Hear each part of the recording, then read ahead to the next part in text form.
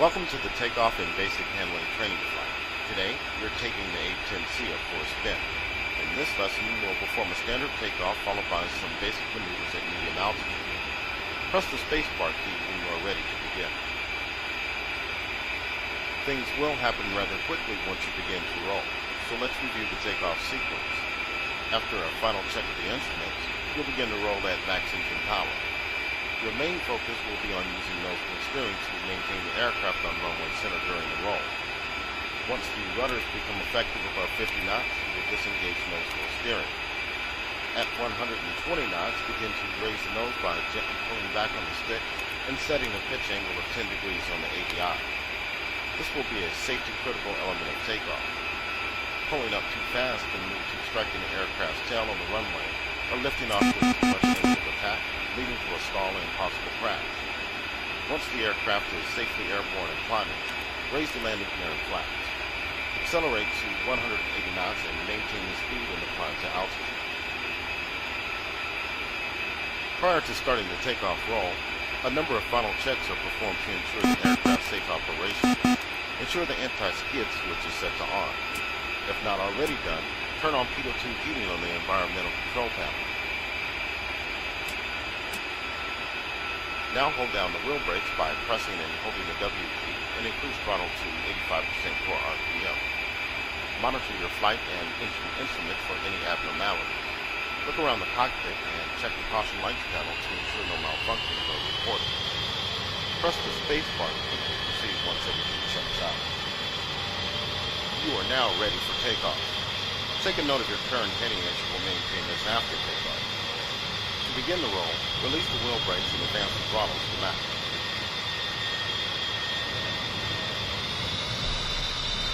Use careful nose wheel steering commands to keep the aircraft running straight down the center of the runway. Press the hold tab pinky button or insert to disable nose wheel steering. Gently pull back on the stick to raise the nose to 10 degrees pitch on the ADI and hold it.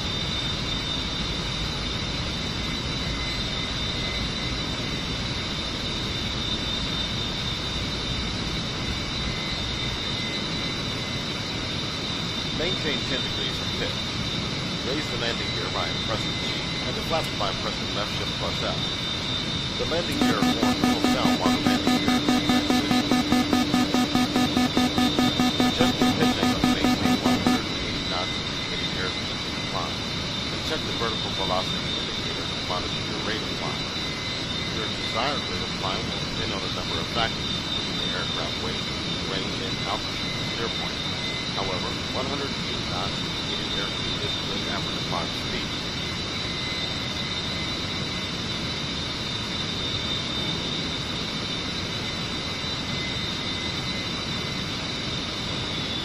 Maintain a heading of 300 degrees and 180 knots. Level out at 5,000 feet. Scan your instruments vertically from the HUD down to the ADI and HSI, and then horizontally across the front dash from the airspeed indicator to the altimeter and vertical velocity indicator.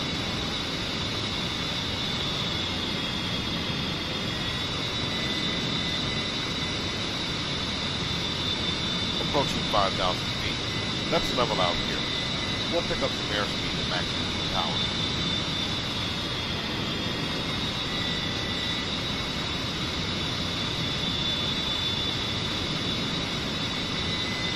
Flying over water can be disorienting, so let's turn right to 040.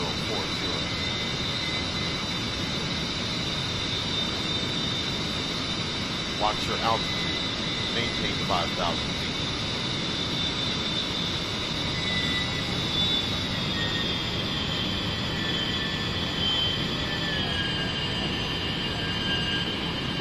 Let's talk a bit about airspeed. While you may want to fly at maximum speed to get where you're going as fast as possible, you have to keep in mind fuel consumption and designated times of arrival. As such, you will generally fly at speeds less than maximum and preferably close to your cruise speed, which is the most efficient speed for your current aircraft payload and altitude.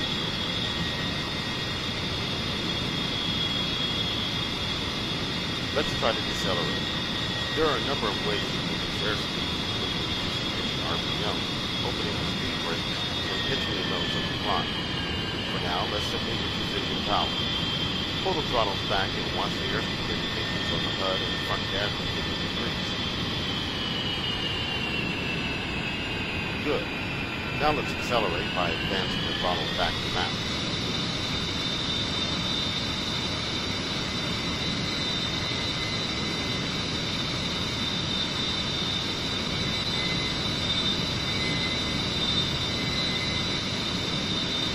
Now let's perform a climb. Take the nose up to 20 degrees pitch by referencing the 59 on the front dash. Climb to 12,000 feet.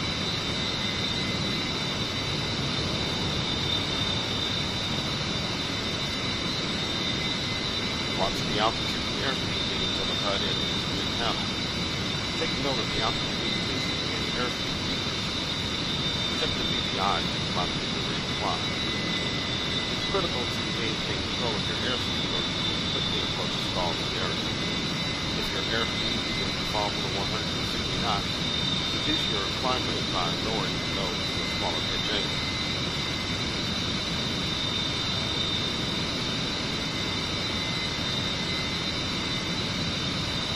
The A-10 does not have a very high thrust-to-weight ratio, so it cannot zoom climb like fighter jets.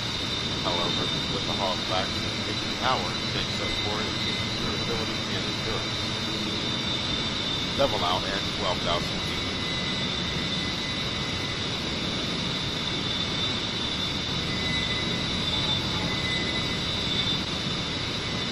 The A-10 service ceiling is 45,000 feet.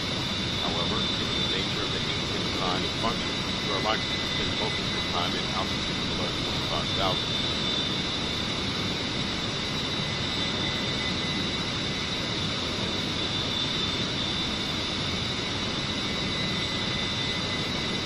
The next maneuver will be a dive. Before we begin, keep in mind a couple of things. Although we are 12,000 feet above sea level, the surface of the Earth can be a lot closer, so we'll only drop about 5,000 feet. Also, our speed will increase rapidly in the dive, and you need to be careful not to overspeed the aircraft. Overspeeding is highly dangerous and can lead to catastrophic structural failure.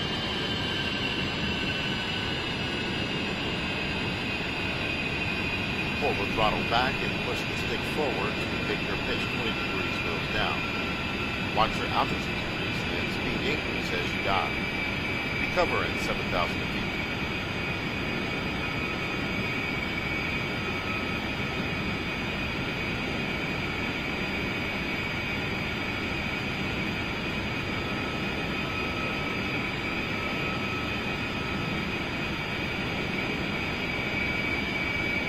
Coming up on 7,000 feet. Level out.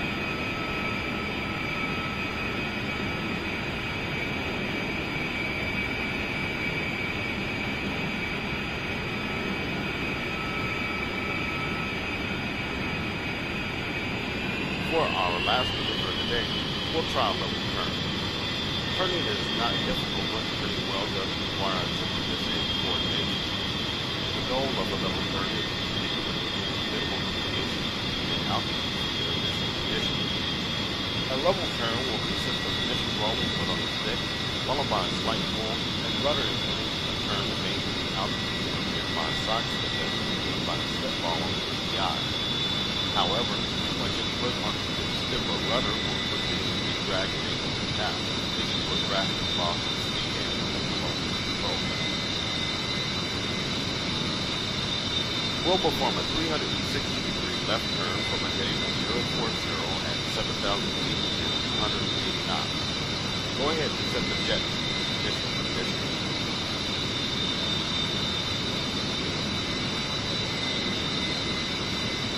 Set. Stabilize at this speed and altitude before starting the turn. Remember, try to maintain the airspeed and altitude throughout the turn. Use the total velocity vector on the HUD to maintain altitude. Step on the ADI bar using the rudder to minimize side slip. Begin when ready.